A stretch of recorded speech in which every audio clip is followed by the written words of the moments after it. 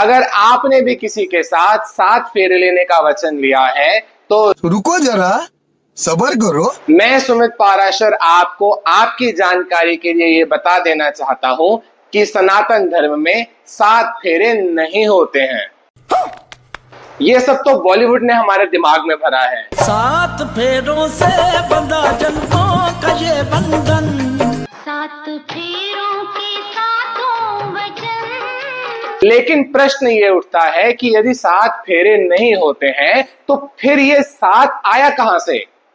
पहले के समय में वर और वधू एक दूसरे को जानते ही नहीं थे। जानना तो दूर की बात, उन्होंने एक दूसरे को देखा ही नहीं होता था।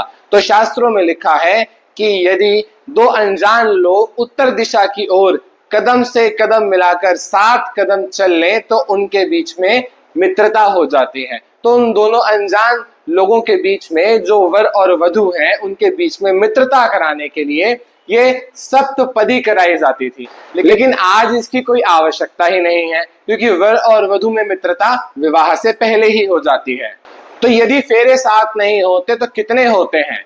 हमारे सनातन धर्म में केवल 4 फेरों का उल्लेख है और उसमें भी हर फेरे का अपना एक महत्व होता है। पहला फेरा धर्म का प्रतीक है। हमारे कुल में जितने भी व्रत धर्म आदि होते हैं उनको निष्ठा और श्रद्धा से निभाने में महिलाएं हमेशा आगे रहती हैं। इसलिए पहले फेरे में जो कन्या होती है वो आगे चलती है। दूसरा फेरा अर्थ का प्रतीक है।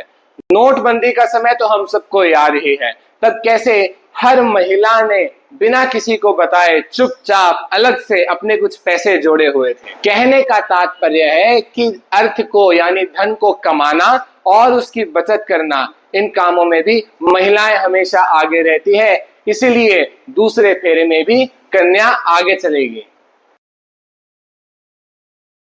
तीसरा फेरा काम का होता है। हमारी कामनाओं को सिद्ध करने के लिए और कुल की वृद्धि के लिए महिलाओं का होना अति आवश्यक है। इसलिए तीसरे फेरे में भी जो कन्या है वो आगे चलेगी।